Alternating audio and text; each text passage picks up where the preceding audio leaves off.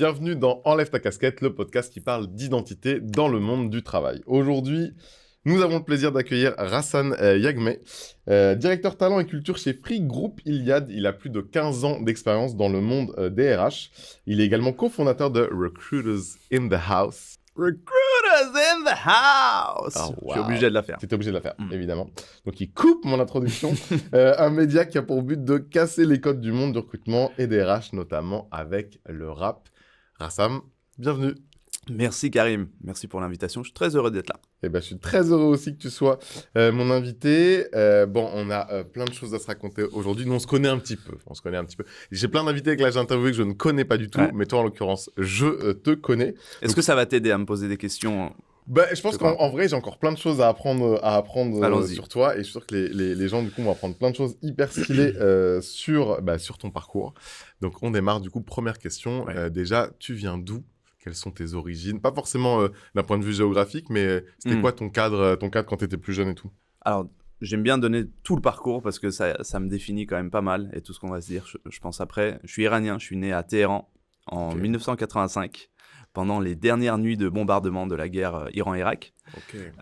J'ai grandi en Iran pendant quelques années et j'ai beaucoup bougé ensuite dans plein de pays. On y viendra peut-être, mais la Corée du Sud Jusqu'à quel âge, du coup ? 3 ans. J'ai fait de 0 à 3 ans en Iran, de 3 à 7 ans en Corée du Sud. Et j'expliquerai après pourquoi, mais on est parti de l'Iran dans le contexte notamment de post-guerre, post-révolution. Et je suis arrivé en France à mes 7 ans environ, en CP. Et ensuite, j'ai fait plus ou moins tout mon parcours adolescence en France, avec pas mal de familles, donc j'ai quand même pas mal bougé aussi, mais je travaille depuis maintenant plus de 15 ans, 20 ans bientôt en France, dans le monde recrutement RH. Tu te souviens du coup, toi, de tes années, parce que du coup, tu étais hyper jeune, mais tu te souviens de tes années en Iran et tout ? Oui, je m'en souviens. Enfin, c'est des flashs. 0-3 ans, c'est vraiment des flashs. Après, tu y retournes tous les étés, tu connais. Donc, jusqu'à mes 18 ans, je suis retourné presque tous les 2 ans. Et ensuite, il y a eu le service militaire qui m'a empêché d'y aller pendant 17-18 ans, le temps que les papiers se fassent, etc. Mais je me souviens très bien je me souviens surtout aussi de la Corée en mémoire brute pure. C'est plus la Corée parce que tu vois, tu as 4 à 7 ans. Mais bien sûr, je suis fait de tous ces souvenirs et tous ces parfums. Une enfance, du coup, toi, t'es fils unique ? T'as des frères et sœurs ? Non, je suis le plus petit de la famille. C'est le cadet qu'on dit. Je crois que c'est ça. Je crois que c'est le cadet. Et j'ai une grande sœur, un grand frère. Et du coup, c'était quoi ton rapport quand tu as commencé du coup, tu as fait un parcours classique à l'école, donc quand tu es arrivé en France Non, enfin oui, dans le sens où j'ai fait un parcours classique. Non, dans le sens où je suis arrivé en France sans parler un mot de français. Je suis arrivé en France à 7 ans. Ma sœur avait 4 ans de plus, donc 11 ans. Ouais. Là, j'ai été à l'école. Et mon frère. Et donc, ça aussi, ça définit pas mal mon parcours. Pendant très longtemps, je ne me le suis pas dit comme ça, mais aujourd'hui, je le sais. Lui n'est pas resté avec nous au moment où on est rentré en France. Enfin, on est arrivé en France. Lui, il avait déjà 14 ans. Et donc, par rapport au cursus scolaire français, ne pas parler français du tout. On avait appris l'anglais en Corée du Sud. Et donc, lui, il allait vivre avec ma tante à Londres. Et donc, en termes de parcours, ça a aussi été un... Du coup, il y a une séparation hyper brutale aussi. Donc, j'ai pas eu un parcours classique parce que même en France, j'ai fait peut-être 4 ou 5 villes, écoles différentes pendant les premières années, entre La Défense, Taverny, Sèvres, Fontenay-le-Fleury. Toujours Île-de-France, du coup, quand t'arrives. Toujours Île-de-France. Et je dirais que Fontenay, en 78, c'était l'endroit où j'ai fait le plus ma carrière d'adolescent. Je parle en carrière, je suis un RH, désolé. Déjà, évidemment, dès le début, dès les origines, on y est. Et du coup, toi, quand tu arrives en France, donc tu parles pas français et tout, l'école, c'est comment ? C'est compliqué, non ? C'est chaud. Ouais. L'école, c'est... Tu t'en souviens de ça ? Je me souviens très bien de l'école. J'ai un traumatisme, je peux le dire, de l'école, au point où aujourd'hui, j'ai 2 filles, l'une qui est au collège et l'autre qui est en CE2. Je me trompe toujours. Attention, parce qu'elle va écouter. Elle regardera pas. Mais papa, je pense à et celle qui est au collège, elle est en plein dans les devoirs, les révisions et tout. Et moi, je n'y arrive pas parce que déjà, je m'énerve trop vite. Mais surtout, ça me rappelle, en fait, moi, j'ai un rejet total. Je vomis l'école, je vomis les notes, les dictées, les devoirs. Et je vais aller un peu plus loin. Je ne sais pas si on peut se permettre ici, mais on se peut se permettre pendant très longtemps. Et encore une fois, c'est des choses que tu somatises un peu et c'est plus tard que tu t'en rends compte. Mais ne serait-ce que certains parfums que j'avais à l'école, le parfum des maîtresses, que j'associais avec, en gros, la France, tu vois, les Français, dans un côté très strict. Le rejet, y a pas, on ne te fait pas de cadeau, quoi. Tu arrives, tu parles pas français, tu as un moins 42 à la dictée, tu vois. Donc ça, j'ai eu beaucoup de mal. T'as eu ça? Ouais, véridique, tu vois. Je sais pas si c'est moins 20 ou moins 42, mais il y a eu un moins quelque chose. Donc déjà, faut y aller, quoi. Faut se dire, allez, on lui met un truc négatif. Et c'est vrai que, je sais pas si c'était dur, parce qu'en vrai, tu vois, c'est vite fait, comme tu m'as dit, mais globalement, ça m'a donné une façon de me dire, OK, j'ai quand même réussi là-dedans. J'ai jamais été en difficulté à l'école, tu vois. Bon, au départ, forcément, parce que je parlais pas la langue. Ouais. Mais après, au bout d'un moment, j'avais aussi une autre culture, plusieurs cultures, mais celle qui m'a permis de parler anglais est devenue petit à petit, assez tardivement, une force. Allez, 20% une force dans ma cursus scolaire et d'un coup, 90% de ma force quand je suis rentré dans le monde pro.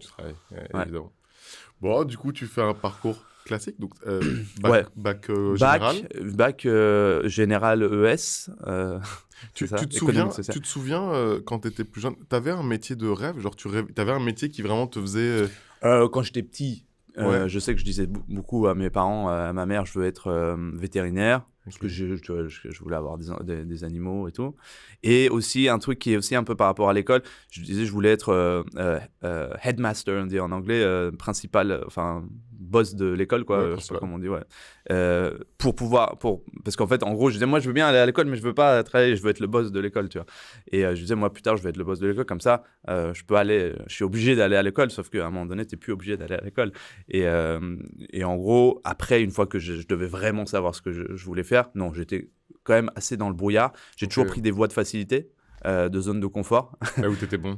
L'anglais, c'était un peu tu vois, j'étais à la fac de Nanterre. J'ai fait un peu de droit, j'ai lâché le droit. Ensuite, j'ai fait un peu d'espagnol, j'ai lâché mais je négociais des équivalences à chaque fois parce que c'était un peu le deal avec mes parents. Jusqu'au point où j'ai quand même eu une licence d'anglais et j'étais déjà en stage dans un cabinet de recrutement et moi, je voulais même pas aller au partiel. Et mon maître de stage et mon mentor à l'époque, Mehdi Loudi, que je salue, qui n'écoutera sûrement pas ce podcast, mais qui m'a dit non, moi je te prends en CDI, mais si tu valides ta licence. Bon, pour le coup, il aurait eu un rôle clé là-dedans, parce que du coup, tu l'as eu cette licence. Ouais, j'ai eu ma licence d'anglais. Bon, magnifique. Bon, du coup, de ce que je comprends, mon cher Rassam, dis-moi si je me trompe, mais du coup, c'était pas les RH, là, ça n'a pas été une passion, c'était pas un truc que tu voulais absolument faire dans ta vie. Non, du tout. Et tes parents, du coup, eux, ils te poussaient vers quelque chose? Ouais, ils me poussaient. En fait, tu sais, la communauté iranienne, la diaspora iranienne, ou les exils, tu vois, je me considère comme exilé dans le collectif de ma famille, mon histoire, etc. Même si moi, j'étais jeune et petit, tu vois. Mais quand même, c'est quand même une diaspora qui a une soif de revanche, une soif que ses enfants réussissent. Ouais. Et donc, on est très... tu vois, tu peux nous comparer à d'autres types de dynasties, je veux dire, de diaspora qui réussissent bien à l'école, tu vois, aux États-Unis, la communauté iranienne ou globalement un peu partout dans le monde s'en sort bien, fait des études et donc c'est les grands classiques de faut que tu sois avocat, médecin, machin et tout. Tu l'expliques par quoi ça? Vraiment ce côté on a souffert et du coup on veut absolument que là... Je pense nous on a galéré. On veut que nos enfants tu vois, aient toutes les chances et on est prêt à se sacrifier 100% pour que ce soit le cas. Tu vois. Tu l'as ressenti? Oui. En fait, je l'ai ressenti, mais moi, j'ai fait la misère à mes parents. C'est-à-dire que j'étais le vilain petit canard, le dernier, le relou. Enfin, mon frère, il était déter, il a tout de suite fait des études à Londres. Il a continué à faire des études d'informatique, ingénieur. C'est sûr. J'espère que vous nous voyez. Pour ceux qui nous écoutent, il y a peut-être des vannes là que vous voyez pas parce qu'en fait, il mime des choses. Je le mets un peu plus. Et pas du tout. Bah, bon, voilà, il a commencé, il a fait ça. Ma sœur était dans des écoles de commerce, etc. Elle est partie au Mexique pendant une année. Moi, j'ai toujours pris le minimum. Tu vois, genre, qu'est-ce que je peux faire pour avoir un peu la moyenne? Qu'est-ce que je peux faire pour me cacher un peu? Fac. Ok, la fac, c'est bien. Comme ça, personne me saoule.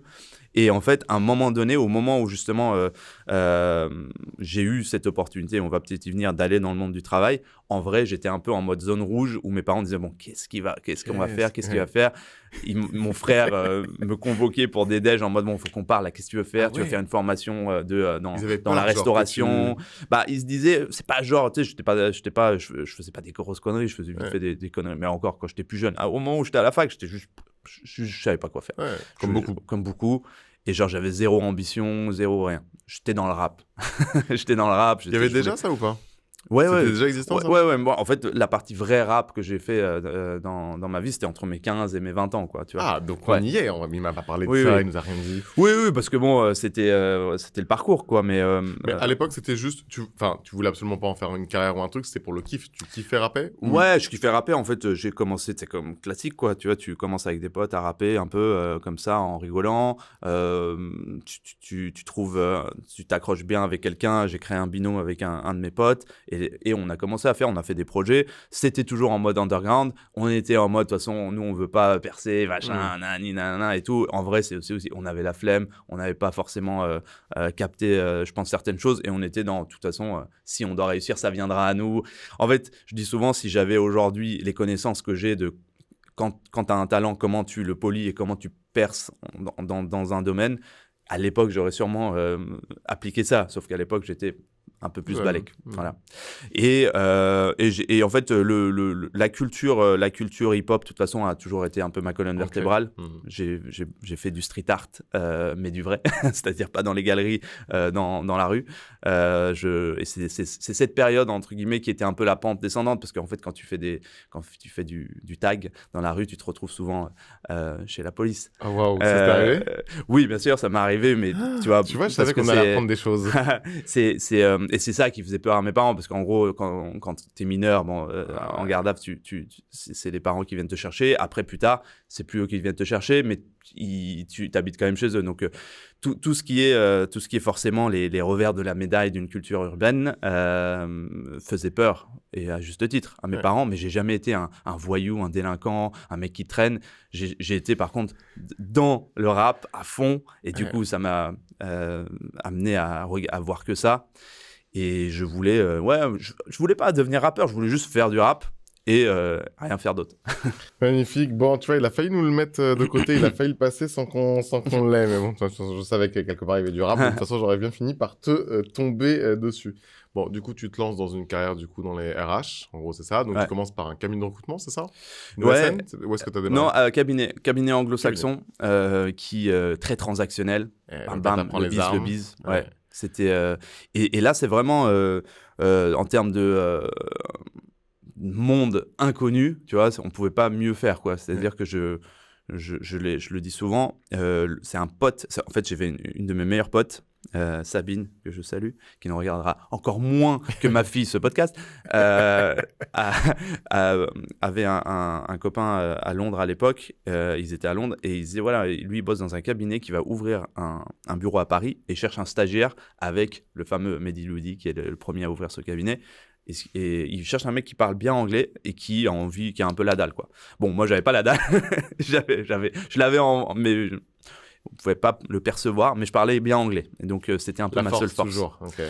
Et donc, je suis arrivé dans cet entretien, mais vraiment, quand il m'a briefé en amont, tu vas voir un gars, il va te parler de recrutement dans des DSI, des entreprises. Et j'étais en mode, mais c'est quoi une entreprise? C'est quoi une DSI? Parce que ça veut dire quoi de recruter pour un autre, tu vois, tout ce truc de prestataire et tout.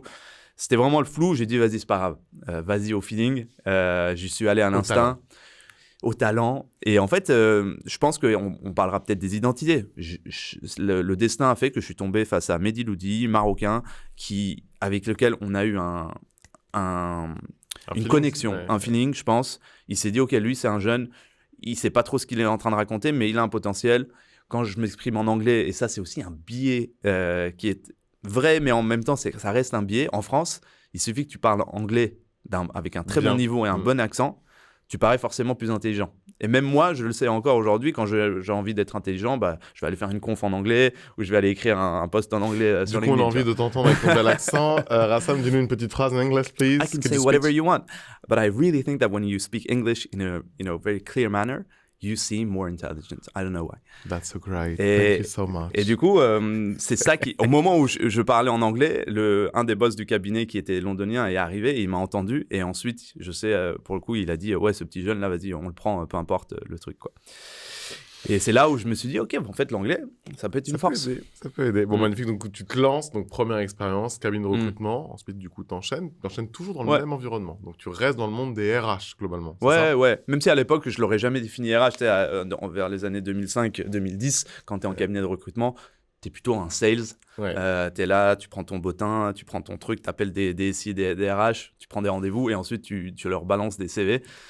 Mais j'ai fait 10 ans en cab. Et après, je suis rentré dans un autre cab qui s'appelle Robert Walters, où j'ai appris d'autres codes. Et donc là, on était effectivement plus dans un truc de conseil et des RH. Tu finis du coup dans une belle start-up qui devient, je pense, même scale-up, Docto, je crois. Ouais. Quand je suis passé en interne, j'ai fait une première boîte qui était du SaaS et de la tech, Axway. Et après, je suis tombé par hasard. Et pareil, c'est pour ça que je dis que c'est vraiment... C'est marrant parce que j'étais pas du tout averti au sujet de la start-up, les levées de fonds, les BSPCE, le côté la French Tech et tout. J'étais dans la tech, mais dans une boîte qui était plutôt installée en France. Et au moment où on m'a appelé pour Doctolib, j'ai même fait le truc que tout le monde fait. Je pensais que c'était Doctissimo, tu vois. Et j'étais en mode, mais ce truc-là, ils font de l'oseille. C'est une... Le truc qui te dit que c'est un cancer dès que c'est une branche du ministère de la Santé, tu sais.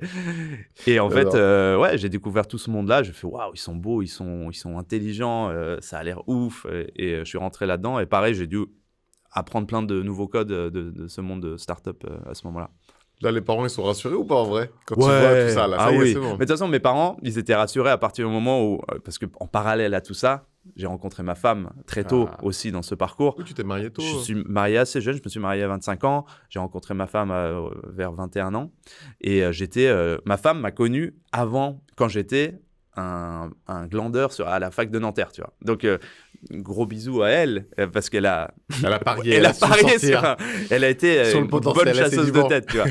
Elle a misé et elle a façonné aussi, quelque part, parce qu'il y a plein de choses qu'on a parlé de mes travers que je pouvais avoir, que j'avais quand je l'ai rencontrée. Et en fait, mes parents, c'est avant même que je trouve un taf, le fait que je trouvais ma femme, voyaient le changement, que j'arrêtais plein de choses et que je commençais à changer. Et donc ensuite, quand j'ai eu un CDI avec un salaire et tout, c'est bon, ils se sont dit, vas-y, lui, il est lancé. Bon. Ouais. Après, je pense qu'ils ne pariaient pas forcément autant. Même, tu vois, mon entourage, je pense, ne pariait pas autant, entre guillemets, sur moi, en toute humilité. Hein, je ne suis pas non plus Bill Gates, mais tu vois, entre guillemets, de prendre des postes à responsabilité, d'exposer, de prendre la parole. Ça, pour le coup, je pense qu'ils n'auraient pas parié là-dessus. Bon, si je te dis aujourd'hui, si je te dis être à ta place, ça t'évoque quoi, toi?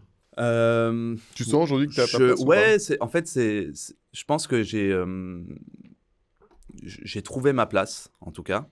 J'ai trouvé une place et en trouvant cette place, en m'invitant sans forcément être invité, en m'asseyant, en voyant finalement à quoi ça ressemble, je sais que cette place, elle va évoluer. Et donc, pour le moment, j'ai trouvé ma place. Tant que cette place-là, tu vois, me convient mais l'idée pour moi, encore une fois, je suis dans une démarche de dire, en fait, je savais pas que cette place existait et c'est quoi c'est pas forcément le niveau d'au-dessus, mais le niveau que je ne connais juste pas encore.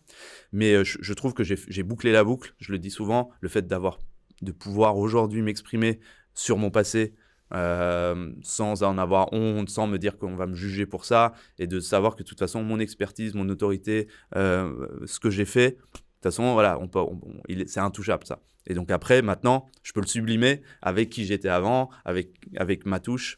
Et donc, pour ça, ouais, je trouve que j'ai pu tomber le masque, j'ai pu trouver ma place. Oh, waouh, c'est des beaux mots. Ça a évolué, ça aussi, dans le temps, non? Je suppose que là, aujourd'hui, tu sens du coup que tu es à ta place. Parce que c'est quelque chose qui n'était peut-être pas forcément le cas avant aussi, non? T'en penses quoi? Ouais. Je me suis... Avant de tomber le masque, avant de trouver ma place, j'ai dû me fondre dans la masse. Oh, wow. Merci, voilà. petite impro. Je me suis fondu dans la masse et pourquoi ? Parce que, et je le dis souvent, attention, quand je m'exprime, je peux donner l'impression que je mets en avant, mettre en avant sa singularité, je mets en avant l'authenticité avant tout. Je dis aussi, moi, dans mon parcours, je n'ai pas mis ma singularité et mon authenticité tout de suite. Quand je suis arrivé dans le monde du travail, j'ai juste fait le taf et j'ai voulu être bon. Et petit à petit, j'ai dit, au fait, moi, peut-être avant, je faisais ça. Au fait, moi, attends, je vais faire une blague en réunion. Et donc, bien sûr qu'il faut réussir à arriver à cet endroit, à trouver sa place, à tomber les masques. Mais en entreprise, c'est dangereux. Il faut être conscient de ça. C'est dangereux. Et moi, je veux revenir sur un truc que tu as fait parce que c'est pas grâce à ça que je te connais, mais je me souviens vraiment de ce moment où en gros, t'es RH. T'étais déjà sur une fonction RH. T'es RH, oui, effectivement. Et je me souviens qu'il y a un gros événement qui est... alors nous, les copains RH, on a un peu une secte. On se retrouve très souvent ensemble, les copains, pour faire des trucs et tout. Et il y a un gros événement au Grand Rex, il me semble. Ouais. Et on te propose de prendre la parole, c'est ça ? Et tu vas rapper. Donc, c'est ça que je veux que tu nous expliques. Ce choix, parce que moi, je me souviens en avoir grave entendu parler, tu vois, ça se fait pas dans nos fonctions de rapper, tu rappes pas devant des RH, des grands DRH, des DRH groupes et tout. Qu'est-ce qui a fait que tu t'es dit, je peux le faire, c'est OK. Enfin, ça, c'est OK, j'y vais, je reste moi, je fais ça. Ouais. Tu vois ? C'était une prise de risque, mais qui était mûrement réfléchie en fait et qui sommeillait en moi depuis des années. J'avais commencé à essayer de le faire un peu en mode test pilote dans les boîtes où je passais. Donc tu vois que chez Axway, je pense beaucoup à l'équipe qu'on avait en recrutement, notamment avec Abraham, avec Paul, avec Noémie. C'était une bulle de liberté où on a testé plein de choses sur Instagram. On faisait, à l'époque déjà, il y a plus de 10-15 ans, on avait des mèmes, des trucs, on faisait des petits sketchs. Et je me suis dit, OK, je peux être un peu moi-même là-dessus, et être drôle, etc. Et petit à petit, après, ensuite, chez Doctolib, pour la première fois, on devait faire un event en interne pour toute la boîte. Et j'ai proposé qu'on fasse des chansons, des parodies de chansons. Donc, au lieu de Ne me quitte pas, quelqu'un avait fait Ne me churne pas. Au lieu de casser la voix, ils avaient fait casser la prod pour la tech. Okay. Et moi, j'avais dit, je vais reprendre le son de Jeune de banlieue de D6. Je suis un jeune de banlieue, na na na na. Et j'avais fait, je suis un Doctolib, et j'avais fait un couplet, etc.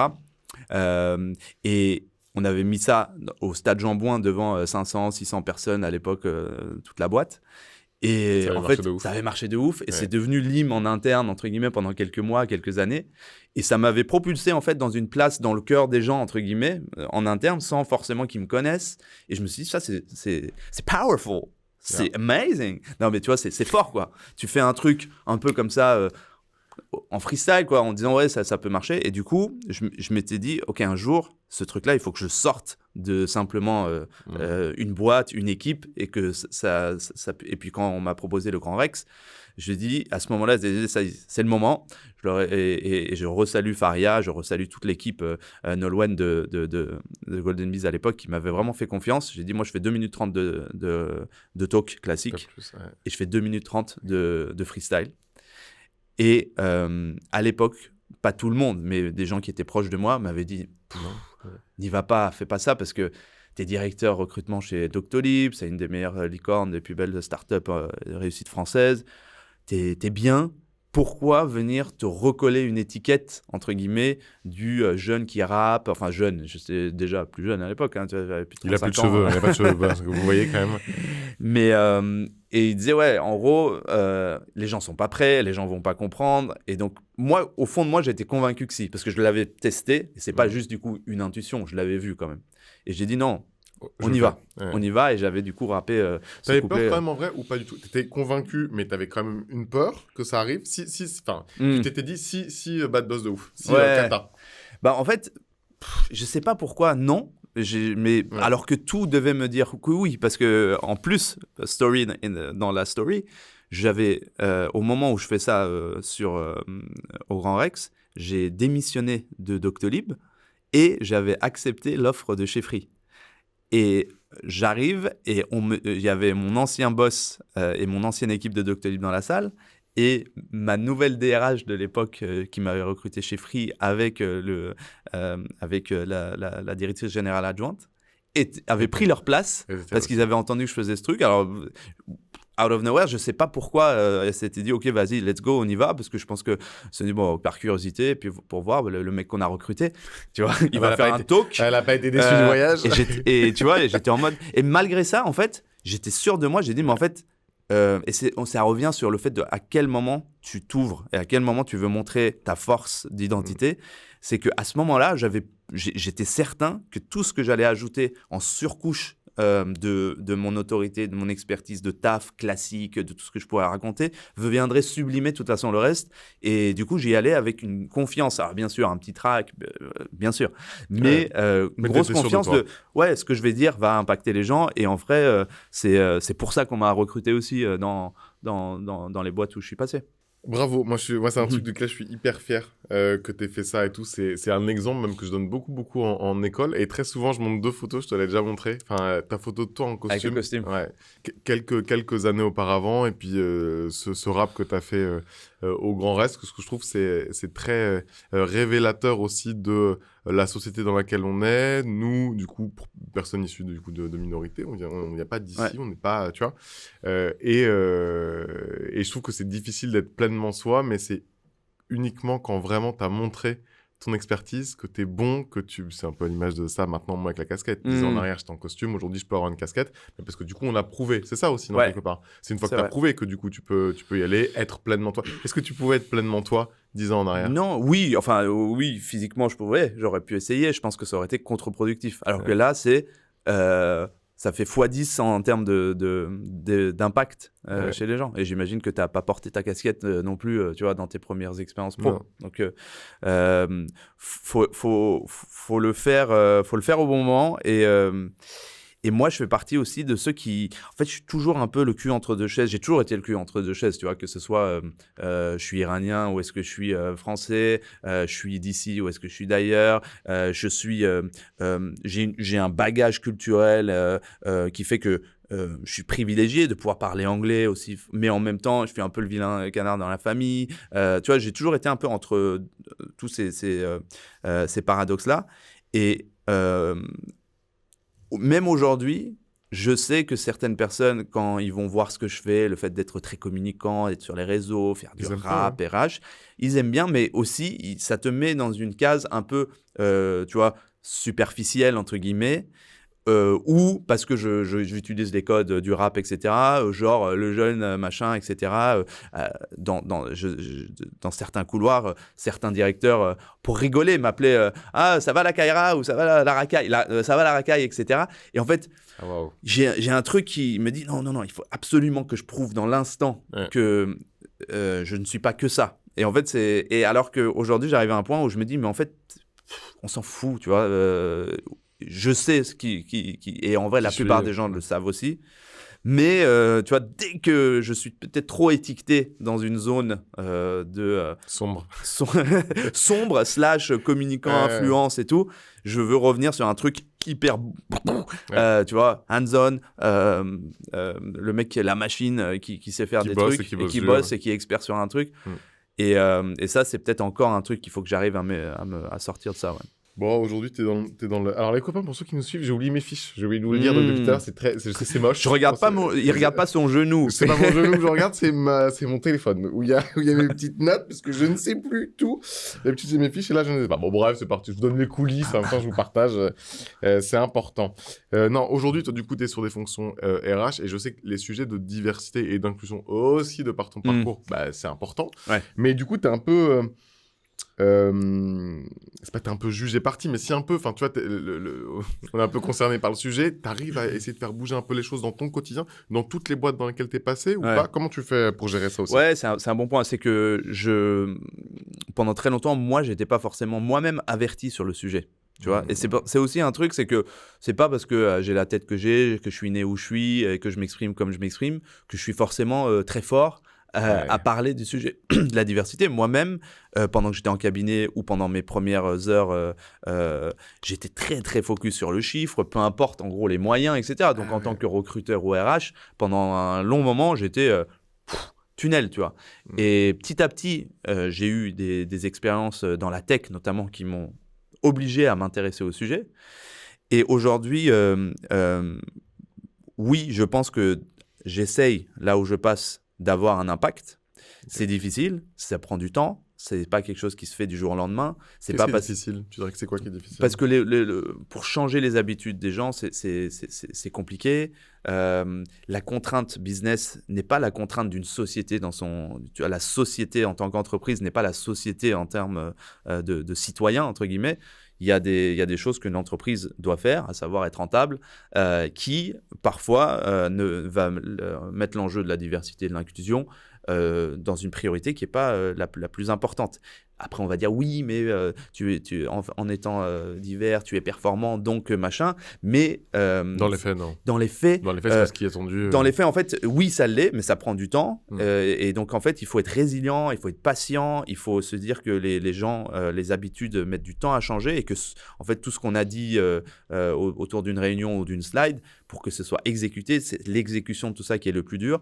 Et je dirais aussi un autre point, c'est que il ne faut pas tomber dans le piège de se dire que dans le monde du travail, parce que maintenant on a dit tout haut et fort partout que la diversité est importante, que c'est vrai. En vrai, c'est souvent pas vrai, du coup, en vrai, dans les pratiques. Tu trouves que, parce que justement, on en parle beaucoup, on en parle tout le temps, tout le monde parle que de ça. Ouais.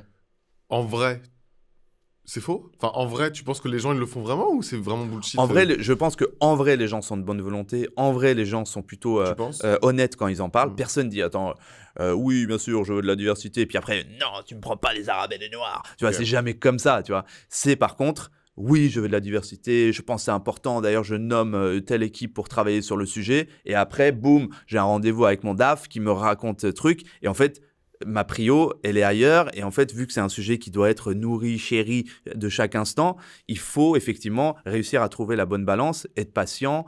Et justement, en tant qu'audience qui écoute ça, ou en tant que candidat qui écoute ça, en tant que n'importe quel citoyen qui écoute ça, il ne faut pas se dire... Ah, Rassam a dit que ça c'était important, il bosse chez Free et donc si Free ne fait pas ça, ça veut dire que tout ça est faux et que c'est que... Non, c'est juste beaucoup plus complexe que ça et que je suis un agent du changement comme on est tous un agent du changement et il faut rester résilient et surtout pas se dire parfois ah, parce que ce signal-là me dit que c'est pas vrai, je vais bouger, je vais aller ailleurs, comme s'il y avait un endroit où tout était aligné. L'alignement total des planètes avec nos propres valeurs et ce que l'entreprise propose n'existe pas. Soyez les agents du changement pour avoir de l'impact. C'est compliqué, je pense, quand tu es candidat. Tu l'as déjà vécu, toi, vraiment quelque chose d'un peu frontal, lié à ton identité, où en vrai, t'es rejeté dans le... Enfin, tu l'as déjà vécu, toi, ou pas ? Moi, personnellement, franchement, non. T'as pas souvenir de ça ? Dans le quotidien, bien sûr, comme je te disais, des petites paroles, des petits pics, des choses sur lesquelles...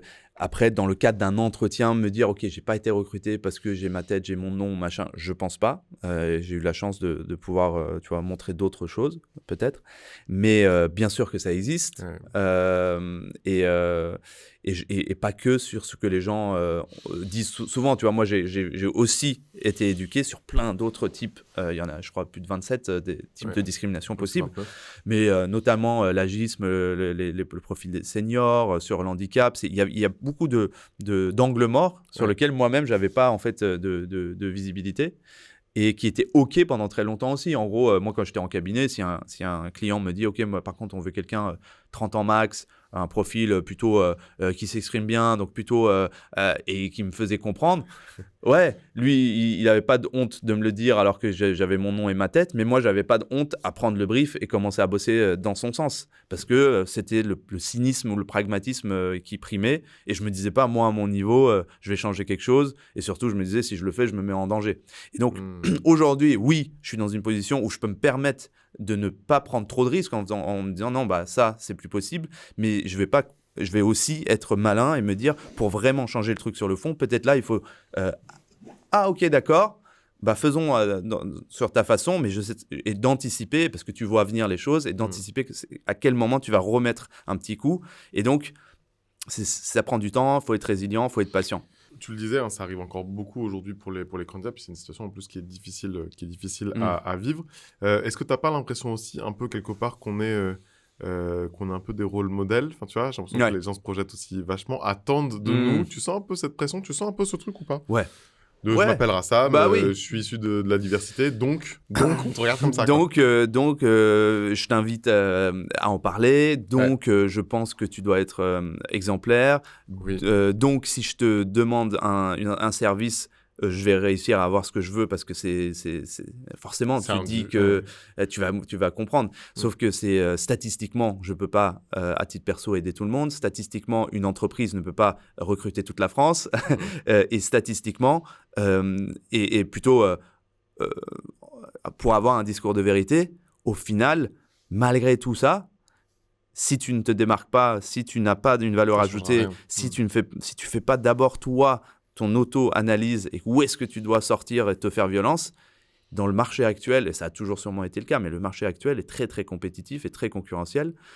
Et je dis souvent aussi qu'il y a beaucoup de choses qui ont changé du côté de l'entreprise. L'entreprise parle des entretiens structurés, du fait de ne pas avoir la religion du diplôme, du fait de regarder des pools alternatifs pour recruter des gens, faire de la mobilité interne. Mais on n'a pas adapté les candidats à se vendre différemment, à ne pas pitcher un titre de job, des missions, des tâches, et plutôt être dans des compétences, des impacts, etc. Et donc, il faut aussi que les candidats et ce discours de vérité et pas simplement ok, maintenant qu'on a dit que c'était pas bien, tout le monde allez, c'est porte ouverte, tout le monde peut rentrer. C'est pas la réalité.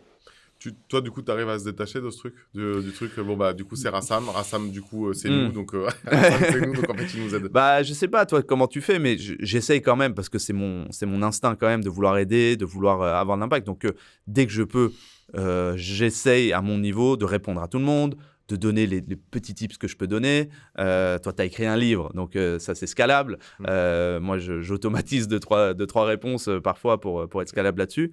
Et j'essaye simplement d'expliquer aussi au maximum et d'avoir un discours de vérité. Moi, ce que je détesterais, c'est qu'on me dise « Oui, tu as raison, bien sûr, c'est possible. Vas-y, envoie-moi ton CV et puis je vais le faire suivre. » Moi, je peux dire ça parfois. On va sur le site et postule et puis on verra bien, parce que bon, il y a un process et respecte-le. Mais par contre, si quelqu'un est totalement à côté de la plaque quand il me demande le truc et je vais lui dire, mais en fait là, il y a zéro chance. Donc, fais ça avant et reviens me voir plus tard, tu vois. Et les gens ont des attentes, effectivement, je pense, très fortes avec des personnes comme toi et moi. Et oublient parfois que la politesse, avoir de la valeur ajoutée, avoir de l'impact et de respecter un minimum la réalité du terrain. Et c'est nécessaire. Moi, je suis vachement sur ce truc où moi, j'ai ce besoin, hein. C'est au-delà de... J'ai besoin d'aider, mais évidemment, on est à des niveaux de visibilité où aujourd'hui, on reçoit des dizaines et des centaines de messages par semaine. On ne peut pas... Moi, c'est juste ça. J'ai fait le deuil du truc de... On ne pourra pas aider tout le monde. Moi, j'essaie de faire le max. Et puis, avec le max, ça, c'est un sujet que je trouve hyper important, cette espèce de rôle modèle. Et le deuxième, c'est cette espèce de devoir d'excellence. Moi, j'ai cette espèce d'épée qui est toute seule au-dessus de ma tête, tu vois, où je me dis, en fait, tonton Karim, il n'a pas le droit à l'erreur. Tout doit toujours être excellent, tout doit toujours être parfait, tout doit toujours être hyper carré, cadré. Parce que déjà, j'ai eu beaucoup de peine, j'ai énormément travaillé pour arriver là. Ouais. Et du coup, j'ai toujours cette peur de siège éjectable. Même si, évidemment, évidemment, ça roule. Tu le ressens, ça aussi, cette espèce de truc, je trouve, qui est très propre aux gens comme nous, tu vois, qui ont réussi, mais qui n'ont pas forcément... le bon nom, la bonne couleur, le bon truc. Tu le ressens, ça, ou pas? Moi, ce que je ressens, c'est le poids de devoir bien faire et d'être performant, d'être excellent. Et j'ai une conscience professionnelle qui me bouffe et tu vois, qui empiète sur ma vie perso, qui fait que parfois, je ne suis pas assez présent pour ma famille, pour mes enfants. Vraiment, pas dans la caricature que tu peux imaginer, mais des petites choses, parce que je suis juste trop... Je pense trop au travail, je pense trop à ce que mon boss pourrait penser de moi si là, je ne suis pas au niveau. Et donc, je suis plus là-dessus, oui. Par contre, je n'ai pas la peur de... je ne me dis pas, tout peut s'arrêter demain et que j'ai cette confiance maintenant en moi de dire... Et parfois même, genre, tu sais quoi, si demain tout s'arrêtait, je serais enfin libre de faire ce que je veux ou de revenir sur quelque chose de plus simple et tout. Par contre, non, j'ai la pression de plaire, pas plaire dans le sens aime-moi, mais d'être perçu comme bon et de répondre présent en fait quand on m'appelle. Là aujourd'hui, tu es directeur talent et culture chez Free, donc tu es à un niveau qui est quand même assez élevé, très élevé. Tu bosses, je crois que tu côtoies aussi Xavier Niel, qui est le fondateur de la boîte et tout. Est-ce que tu sens aujourd'hui que tu es vraiment pleinement 100% toi, ou est-ce que à ce niveau de responsabilité et à ce niveau de business, tu sens que tu es toi, mais il y a quand même des moments là où parce que je te connais en plus, toi, t'es un peu ouf. Tu sens des fois que non, t'es obligé de... Comment tu franchement, sens? j'ai envie de dire, je suis 100% moi, dans le sens où tu vois, est-ce que je rentre chez moi, je vois ma femme en train de péter les plombs sur ma fille parce qu'elle a fait une grosse connerie? Est-ce que je vais arriver en mode « Hey, alors, aujourd'hui, attends, viens, on fait un post LinkedIn et tout ?» Je le ferai pas. Mais je suis quand même moi-même. Là, je m'adapte à la situation. Et donc, bien sûr, des fois, je suis dans une réunion, que ce soit avec des dirigeants ou mon équipe, et qu'il y a un sujet qui est important, ça marche pas bien, ou un sujet où il faut parler sérieux. Je vais pas du tout vouloir faire le mariole, etc. Et donc, par contre, au quotidien, dans tous les autres moments, franchement, j'ai l'impression que le Rassam qui est chez Free, ou le Rassam qui est chez moi, ou le Rassam qui va être là en off ou maintenant, est globalement le même à 90%. Donc, c'est cool. Ça, c'est très, très bien. C'est une chance. C'est clairement une chance. Bon, Rassam, on va arriver gentiment vers la fin. Je sais pas si tu sais, mais ça fait déjà un moment là qu'on discute. Ne triche pas, il a triché, il a regardé l'heure. Il a triché, il a regardé l'heure. Ok, bon, j'ai encore 2-3 questions et on va arriver du coup au bout. Est-ce que tu... elle est un peu dure cette question, mais qu'est-ce que tu dirais au Rassam plus jeune aujourd'hui, là, avec voilà, après toutes les années passées, qu'est-ce que tu lui dirais? Bah, je lui dirais que t'es dans un cercle, tu connais pas le cercle d'après, qui connaît pas le cercle d'après, qui connaît pas le cercle d'après, et que finalement découvrir tous ces nouveaux cercles, ça va être cool. Tu vas kiffer le faire. Là où avant, je voulais rester dans mon cercle et j'étais pas parler aux gens. Tu vois, là, ça, on n'a pas parlé de ça, mais effectivement, j'étais un antisocial pur et dur. Je ne parlais à personne.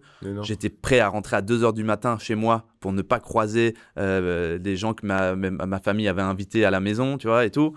Je ne m'exprimais pas. C'est-à-dire que face à mais mon père a entendu autant le son de ma voix dans un podcast, je dirais, que sur les 10 ans, entre mes 15 et 20 ans, parce que j'étais...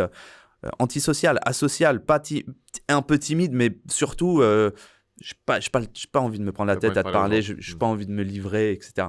Et donc, je dirais, tout ce que tu veux fuir, en fait, ça va à un moment donné te faire kiffer, ça va te faire briller, et tu vas aussi tordre un petit peu des pensées qu'on avait sur toi. Et donc, ça, c'est une espèce de petite revanche que j'ai sur mon moi d'avant. Et donc, je lui dirais, t'inquiète, ça va être cool. Même si lui, quand il va entendre ça, mais j'ai pas besoin de ça, je suis très bien là. Me parle pas. T'as un conseil pour les gens qui nous écoutent? D'être patient, parce que je pense qu'encore une fois, je pense qu'il y a aujourd'hui beaucoup d'injonctions à faire des choses avec des guides, avec des livres, avec des tips, avec l'authenticité, d'être soi-même tout de suite, etc., de faire les choses et de réussir tout de suite. Soyez patient et la force, c'est vraiment vous connaître. Soyez honnête avec vous-même et faites le travail de self-awareness sur vous-même. Et là, petit à petit, vous pouvez commencer à vous faire violence. Alors Sam, je t'ai posé plein de questions. Je te laisse la possibilité maintenant de toi m'en poser une, si toi, tu as envie de m'en poser une. Ah, très bonne question. Ah, tiens, t'aurais dû me dire avant. J'aurais préparé une question piège. Non. Je dirais, on l'a un peu abordé là.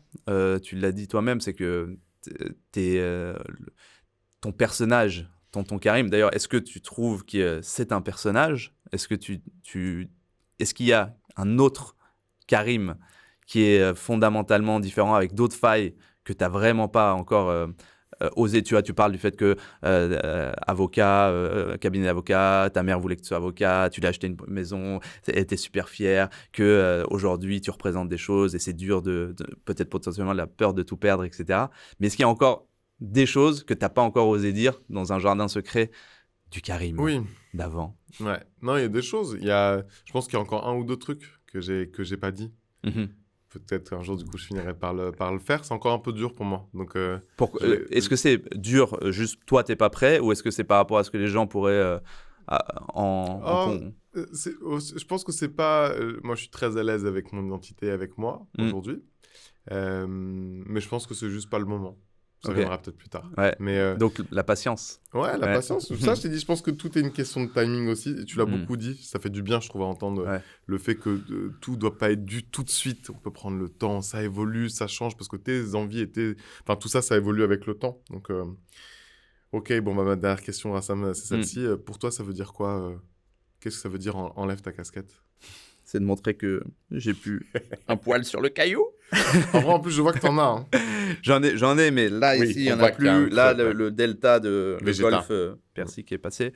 Non, pour moi, ce que ça pouvait vouloir dire, c'est de tomber le masque. Tomber un masque. Moi, je dis souvent que le monde du taf est un théâtre. On joue tous un rôle. Et il faut l'accepter parce que c'est OK de faire le mec devant un client. Oui, monsieur, machin. Ça fait partie. Dans la vie aussi, tu joues des rôles. Tu n'es jamais 100% toi-même sans filtre. Et quand même, je pense qu'au niveau du taf, ce grand théâtre, il y a des masques, il y a des casquettes à enlever. Donc, enlevons ces couches d'oignons petit à petit pour arriver au cœur. Magnifique. Bon, allez, ça on est arrivé à la fin de l'épisode. Ça a été pour toi? Ouais, très bien. J'aime beaucoup cette ambiance un peu cosy. Cozy cocooning. Bon, Rassam, mille merci d'avoir été mon invité aujourd'hui. Les amis, un immense merci à tous de nous avoir suivis pour cet épisode. Ce podcast est disponible sur toutes les plateformes, donc je compte sur vous pour donner de la force. Et avant de vous quitter, je vous rappelle que ce podcast est soutenu par BNP Paribas et par Cadre Emploi. Les amis, prenez soin de vous.